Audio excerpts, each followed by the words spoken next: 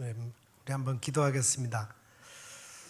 하나님 아버지, 이 아침에 사랑하는 주님의 종들이 주님 앞에 다시 한번 다짐의 찬송을 드렸습니다. 첫 구원의 그 때를 기억하면서 주께서 나의 죄를 씻어주신 날의 그 감격을 찬양으로 표현했습니다. 그 기쁜 날, 나의 죄가 씻겨진 그날을 그 감격으로 내가 더욱 주님을 잘 섬기겠다고 다짐하는 찬송을 드렸습니다. 하나님 기뻐 받아 주시옵소서. 우리 교회 6분의 시무 장로님, 또 3분의 은퇴 장로님, 또 5분의 협동 장로님들이 계시는데 이 장로님들의 섬김을 통해서 우리 교회가 더욱 든든히 서가게 해주시고 하나님께서 맡겨주신 사명들을 이 땅에 잘 감당할 수 있도록 인도해 주옵소서. 예수 그리스도 이름으로 기도드립니다. 아멘. 오늘은 재직 헌신 예배로 하나님께 영광 돌리게 됨을 감사드립니다. 오늘 예배하는 모든 재직들과 모든 성도들이 하나님 앞에서 주님의 몸된 교회를 잘 섬기겠다는 헌신을 다짐할 수 있는 시간이 되기를 바랍니다. 우리가 재직 헌신 예배를 드리면서 무엇보다도 먼저 재직이 누구인지를 아는 것부터 시작하는 것이 순서일 것입니다. 재직은 누구입니까? 교회 용어 사전에 보니까 목사, 장로, 권사, 집사 등 교회의 항존직과 임시 직원 전체를 통틀어 일컫는 말, 이렇게 나와 있습니다. 쉽게 말하면 재직은 교회를 섬기기 위해서 직분을 받은 모든 성도들을 말하는 것입니다. 즉 교회의 업무를 담당하는 봉사자들이죠. 그런데 재직은 사회에 있는 일반 단체에서 일하는 봉사자와는 전혀 다릅니다. 무엇이 다를까요? 순간 떠오르는 것이 재직은 일은 하지만 돈은 안 받는다. 아니, 오히려 돈을 내면서 일한다. 이런 생각 드시는 분이 있으십니까? 제가 오래전에 신방할 때 어느 성도님들이 그러시더라고요. 목사님, 성도들에게 잘해야 한다고.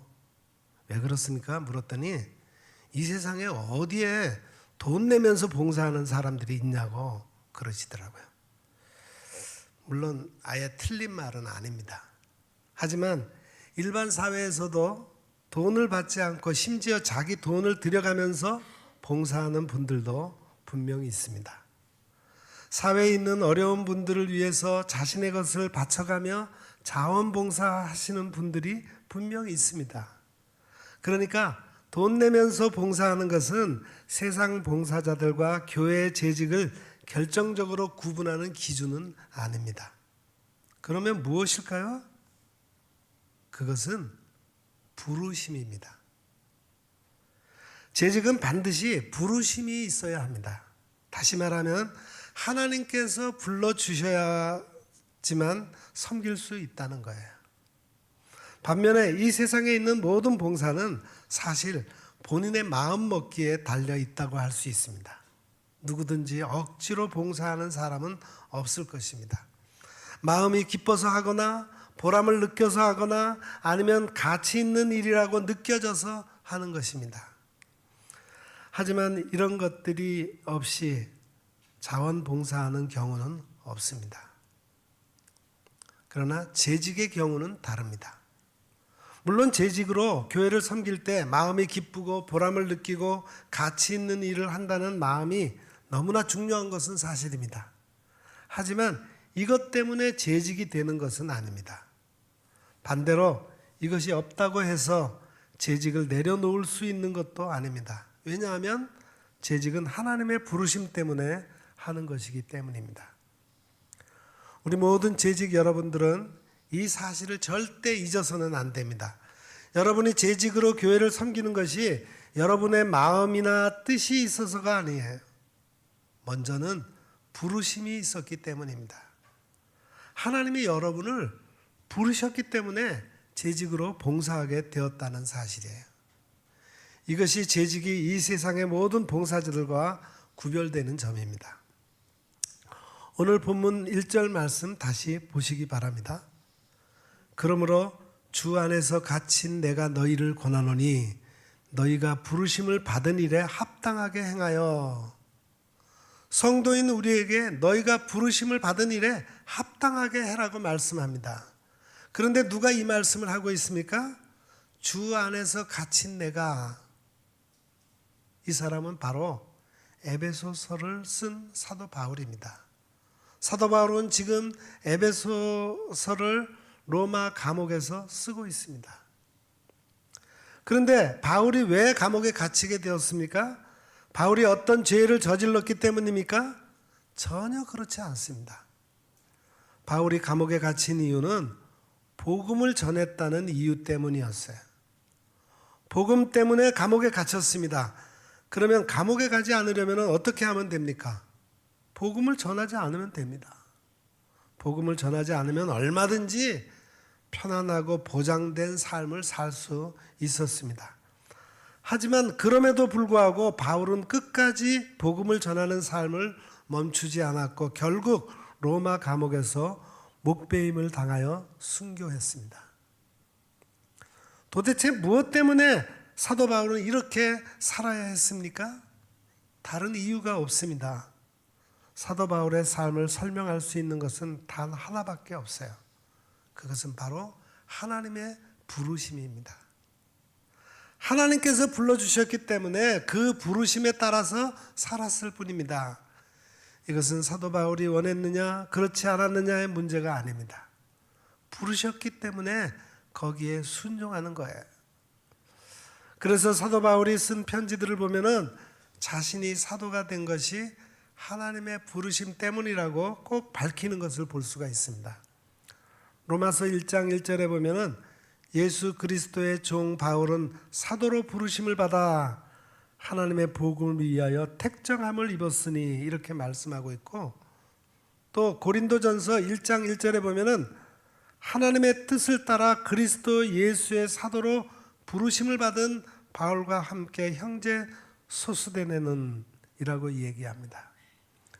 이처럼 바울은 자신이 사도가 된 것이 스스로 된 것이 아니라 하나님의 부르심으로 되었다는 것을 분명히 알고 있었고, 그러므로 그 부르심에 합당하게 살려고 평생 힘썼던 것입니다. 이것은 사도 바울뿐만 아닙니다. 구약 성경에 나오는 예레미야 선지자도 그렇습니다. 예레미야 선지자는 눈물의 선지자라고 하는 별명을 가지고 있죠. 왜냐하면 그가 활동하던 당시가 남유다 왕국이 바벨론에 의해 멸명당할 때였기 때문입니다. 남유다 백성의 타락이 너무나 심각해서 하나님은 바벨론을 통해 남유다 왕국을 멸망시키셨습니다. 그때 예레미야는 선지자로 부름을 받았는데 그가 하나님께 부름받아 백성들에게 전했던 말씀이 참으로 기가 막힌 말씀이었어요. 무슨 말씀을 전해야 했냐면 바벨론이 곧 쳐들어올 텐데 무조건 항복해야 살 수 있다는 말을 전해야 했습니다. 적들과 맞서서 싸워라. 그러면 하나님께서 우리를 지켜주실 것이다. 그런 말이 아니라 무조건 항복해라. 그래야 산다 였습니다. 어느 누구라도 그 당시에 쉽게 전할 수 없는 말씀이었습니다. 이 말을 한다는 것은 완전히 매국노가 되는 것과 다를 바가 없었어요. 그래서 예레미야의 고민이 깊었습니다. 하나님의 말씀이니까 전하기는 해야 하는데 이 말씀을 전하면 분명 백성들에게 조롱과 미움을 받고 생명의 위협 가운데 처할 것이 분명했기 때문입니다. 하지만 그럼에도 불구하고 결국 예레미야는 하나님께로부터 온 말씀을 있는 그대로 백성들에게 전했습니다. 그 이유를 예레미야서 20장 8절 9절에서 이렇게 말씀합니다. 내가 말할 때마다 외치며 파멸과 멸망을 선포함으로 여호와의 말씀으로 말미암아 내가 종일토록 치욕과 모욕거리가 됨이니이다. 내가 다시는 여호와를 선포하지 아니하며 그의 이름으로 말하지 아니하리라 하면 나의 마음이 불붙는 것 같아서 골수에 사무치니 답답하여 견딜 수 없나이다. 예레미야는 처음에 하나님이 주신 말씀을 전하지 않겠다고 마음을 먹었습니다. 하지만 그럴 수 없었습니다. 왜냐하면 말씀을 전하지 아니하면 그의 마음이 불붙는 것 같아서 골수에 사무쳐 답답하여 견딜 수 없었기 때문입니다. 이것이 무엇을 말하는 것입니까? 바로 하나님의 부르심을 말하는 겁니다. 내가 원해서 하는 것이 아니라 부르심이 있기 때문에 순종하는 것입니다. 바로 재직이 이와 같습니다. 사실 오늘날 교회에서 재직을 세우는 것이 형식에 그칠 때가 많습니다. 그래서 그저 교회 잘 다닌다 싶으면 재직으로 세웁니다. 어떨 때는 재직이 되면 믿음이 더 좋아질 것이라고 기대하면서 세우는 경우도 종종 있습니다. 하지만 성경은 재직이 무엇보다도 하나님의 부르심 가운데 세워진다는 것을 말씀합니다. 즉 자기가 원해서 되는 것도 아니고 다른 누가 원해서 되는 것도 아닙니다. 하나님께서 그 사람을 세우시는 거예요. 물론 이처럼 하나님께서 부르셔서 재직이 된다는 것이 현실에서는 말처럼 결코 쉽지 않습니다. 왜냐하면 하나님께서 예배 중에 우리에게 누구를 재직으로 세우라고 직접 말씀하시는 것도 아니고 우리에게 재직 명단을 주시는 것도 아니기 때문입니다. 그렇다면 하나님의 부르심을 따라 재직이 된다는 것은 어떻게 되는 것을 말하는 것일까요? 그것은 성경에 기록된 기준에 합당하게 재직을 세우는 것입니다. 특별히 디모데전서 3장과 디도서 1장, 베드로전서 5장에 보면은 장로와 집사를 세우는 기준이 기록되어 있습니다. 교회는 이 기준을 가지고 재직을 세워야 합니다. 이것은 또한 재직으로 세워지는 본인도 마찬가지예요. 자신이 이 기준에 부합한 사람인가를 스스로 점검해야 합니다. 그래서 그렇지 못하다고 생각하면 직분을 당장 받지 않고 적합할 때까지 준비해야 합니다.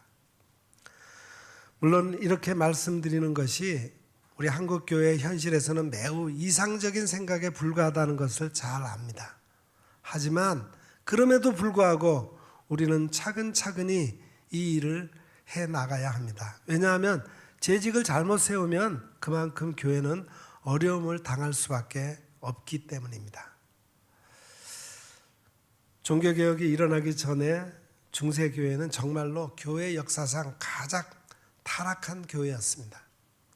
그런데 이처럼 타락한 것에는 여러 가지 이유들이 있지만 그 중에서 가장 중요한 것은 직분이 하나님의 부르심이 아닌 돈으로 사고 파는 것이 되었다는 사실입니다. 매관매직이죠. 정말로 중세교회에서는 직분을 사고 파는 일이 있었습니다. 가령 헌금이 많이 나오는 교구의 목회자 자리는 비싼 가격에 실제로 거래가 되었습니다. 하나님의 부르심이 아니라 다른 무엇으로 재직이 세워지면 결국은 교회가 타락할 수밖에 없습니다. 그러므로 우리는 두 가지를 힘써야 합니다. 첫째는 지금 재직으로 부르심을 받은 우리들은 우리가 재직이 된 것이 하나님의 부르심에 의한 것임을 분명히 확신할 수 있어야 합니다. 그래서 내가 원하고 원치 않고의 차원이 아니라 부르심에 합당하게 재직으로서의 일을 감당할 수 있어야 합니다. 그리고 둘째는 앞으로 우리 교회가 재직을 세워가는 데 있어서 당장은 쉽지 않더라도 그래도 성경의 기준에 부합한 사람을 재직으로 세우도록 힘써야 합니다. 그럴 때 우리 교회는 분명히 더욱더 굳건하게 세워질 것입니다. 무엇보다도 오늘 예배하는 우리 모든 재직들은 재직이 하나님의 부르심에 의해 세워진다는 사실을 꼭 기억하고 그 부르심에 합당하게 살아갈 수 있기를 간절히 바랍니다. 그렇다면 이처럼 하나님께서 부르셔서 우리가 재직으로 세워지게 되는데 재직이 되어서 해야 하는 가장 중요한 일이 무엇이겠습니까? 사실 재직이 해야 하는 일은 너무나 많고 다양합니다. 그러나 이 시간에 그것을 다 살펴볼 수가 없습니다. 다만 오늘 본문이 가르치는 대로 가장 중요한 한 가지 일을 보도록 하겠습니다. 재직이 해야 할 가장 중요한 일, 그것은 바로 교회의 하나됨을 지켜가는 것입니다. 오늘 본문 2절 3절을 다시 보시기 바랍니다. 모든 겸손과 온유로 하고 오래 참음으로 사랑 가운데서 서로 용납하고 평안에 매는 줄로 성령이 하나 되게 하신 것을 힘써 지키라. 아멘. 교회를 섬기는 봉사자로 부름받은 재직은 무엇보다 힘써야 할 일이 있다면 그것은 교회의 하나됨이에요. 즉 모든 성도들이 서로 나누어져서 다투지 않고 서로 하나 되어 섬기며 사랑하는 것, 그것이 재직의 가장 중요한 일이라는 겁니다. 그런데 중요한 사실은 이러한 교회의 하나됨을 우리가 만드는 것이 아니라는 사실이에요. 3절에 보시면은 성령이 하나 되게 하신 것을 힘써 지키라, 그렇게 말씀하고 있습니다. 누가 교회를 하나 되게 하십니까? 성령님이 하십니다. 그러므로 교회 하나됨은 우리가 만드는 것이 아니라 성령 하나님께서 그렇게 만드시는 것입니다. 그러면 우리는 무엇을 해야 합니까? 성령께서 우리를 하나 되게 하셨는데 그것을 힘써서 지키는 일을 하는 것입니다. 우리가 이 사실을 잘 이해해야 합니다. 여러분, 우리의 힘으로 교회를 하나 되게 할 수 없어요. 우리 교회처럼 이제는 역사가 제법 되는 교회는 성도들 사이의 관계가 얼마나 많이 얽혀 있는지 모릅니다. 그래서 어떤 경우에는 과연 회복될 수 있을까? 서로 화목할 수 있을까 싶을 정도로 멀어지고 소원해진 경우도 있습니다. 이런 상황 속에서 우리는 무기력함을 경험합니다. 하지만 그럼에도 불구하고 우리에게 소망이 있다는 사실을 알아야 합니다. 왜냐하면 교회의 하나됨은 우리가 만드는 것이 아니라 성령님이 만드시는 것이기 때문입니다. 성령께서 교회를 하나 되게 하십니다. 이것은 얼마나 큰 위로와 힘이 되는지 모릅니다. 우리는 사람의 마음을 변화시킬 수 없습니다. 우리는 화해시킬 능력도 없습니다. 하지만 성령 하나님은 사람의 마음을 여시고 또한 서로 용서하며 하나가 되도록 하는 능력을 갖고 계십니다. 성령께서 역사하시면 그저 상처가 덮여지는 것이 아니라 치료되는 거예요. 성령께서 역사하시면 회복 불가능하게 보이던 관계도 새롭게 됩니다. 성령께서 역사하시면 교회에 대해 실망하고 주저했던 마음이 변해서 다시 열정을 갖고 일하게 됩니다. 우리는 못하지만 성령님께서 이 일을 행하십니다. 성령님께서 교회를 하나 되게 하시는 것입니다. 그렇다면 우리는 무엇을 해야 합니까? 성령께서 하나 되게 하신 것을 지켜야 합니다. 여기서 지켜야 한다는 말은 정말 힘을 다하고 최선을 다해서 지킨다는 뜻입니다. 비록 우리 교회가 교회를 하나 되게 할 수 없지만 성령께서 하나 되게 하신 것을 우리가 모든 힘을 다해 지켜가야 합니다. 그런데 이처럼 교회 하나됨을 지키기 위해 우리에게 반드시 필요한 것이 세 가지가 있습니다. 2절에 보는 것처럼 모든 겸손, 온유, 그리고 오래 참음입니다. 이 세 가지를 무엇보다 사랑 가운데서 행해야 합니다. 첫째로 우리는 겸손해야 합니다. 겸손은 내 능력을 의지하지 않고 하나님께 맡기는 것입니다. 교회에 어떤 문제가 생겼을 때 자신의 지혜와 힘을 의지하여 문제를 풀려고 하면 그 문제가 더 커지는 것을 보게 됩니다. 이러한 교만은 반드시 문제를 크게 만듭니다. 그러므로 하나님께 맡기고 의지하는 겸손이 교회의 하나됨을 위해 꼭 필요한 것입니다. 둘째로 우리는 온유해야 합니다. 온유는 자기 권리를 주장하지 않고 다른 사람을 배려하는 것입니다. 다른 사람을 위해서 나의 권리를 내려놓을 수 있다면 교회의 하나됨은 더욱 강화될 것입니다. 셋째로 우리는 오래 참아야 합니다. 오래 참음은 다른 사람의 약점을 용납하고 그 사람을 비난하지 않고 오히려 기다려주는 것입니다. 이러한 오래 참음이 우리 가운데 있을 때 우리는 우리 주변의 성도들이 성장하는 것을 보게 될 것입니다. 오래 참을 때 교회는 더욱 성숙하게 되는 것입니다. 이처럼 재직인 우리들은 교회의 하나됨을 위해 사랑 가운데 겸손해야 하고 온유해야 하며 오래 참아야 합니다. 그런데 여기서 중요한 사실은 우리가 교회의 하나됨을 위하여 힘써야 할 이런 것들이 성령께서 주시는 열매라는 사실이에요. 갈라디아 5장 22절에 보면은 성령께서 우리에게 맺는 열매를 말씀하셨는데 거기 총 9가지 열매가 나오죠. 그 중에 사랑과 온유, 오래 참음이 들어 있습니다. 즉 우리가 교회 하나됨을 위해 사랑하고 온유하고 오래 참을 때 그것 또한 성령께서 우리에게 주시는 것이라는 말씀입니다. 그러므로 재직인 우리들은 교회 하나됨을 지키기 위해 모든 노력을 다해야 하는데 무엇보다 성령님을 의지하여 겸손하고 온유하며 오래 참으며 사랑해야 합니다. 성령님께서 우리를 그렇게 만드시도록 기도하고 구해야 합니다.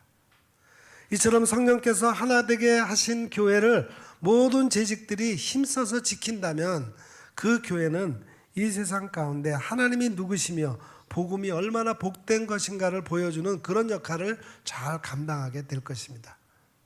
우리가 서로 사랑하여 하나가 되면 세상 사람들은 그런 우리를 보고 예수님을 보게 될 것입니다. 이것이 교회의 가장 중요한 사명입니다. 하나님께서 바로 이 일을 위해 우리를 불러 교회를 세우셨다는 사실을 꼭 기억하는 우리 모두가 될 수 있기를 바랍니다. 하나님께서 우리를 재직으로 부르셨습니다. 그러므로 그 부르심에 합당하게 행하는 우리 모두가 되기를 바랍니다. 또한 우리가 재직으로 해야 할 가장 중요한 일은 교회 하나됨을 지키는 일입니다. 성령께서 교회를 하나되게 하시는데 우리는 그 성령님의 역사를 따라 하나됨을 지키는 일에 최선을 다해야 합니다. 그러기 위해서는 우리는 사랑 안에서 겸손해야 하고 온유해야 하며 오래 참아야 합니다. 그럴 때 교회의 하나됨은 더욱더 견고해질 것이고 이것을 통해 하나님을 알지 못하는 이 세상 사람들이 교회의 하나됨을 통해 하나님의 영광을 보게 되고 교회가 전하는 복음에 마음을 활짝 열게 될 것입니다. 우리가 이 일에 부르심을 받았다는 사실을 꼭 기억하고 올 한 해 더욱 주님께 충성하는 우리 모든 재직들과 성도들이 되시기를 간절히 축원합니다. 기도하겠습니다. 거룩하시고 사랑이 많으신 하나님, 오늘 우리가 재직 헌신 예배를 드리면서 우리의 직분이 우리가 원해서 받은 직분이 아니요 또 우리가 노력해서 취한 직분이 아니라 하나님의 부르심에 의해서 주어진 직분임을 알게 되었습니다. 그러므로 부르심에 합당하게 행하게 하옵소서. 성령께서 하나 되게 하신 것을 힘써 지켜나가게 하시되 보다 겸손하게 온유한 마음으로 서로를 참아주고 사랑으로 용납하게 하옵소서. 그래서 우리 교회가 하나 된 것을 세상에 나타내므로 세상을 치유하는 교회가 되게 하옵소서. 예수님의 이름으로 간절히 기도드립니다. 아멘.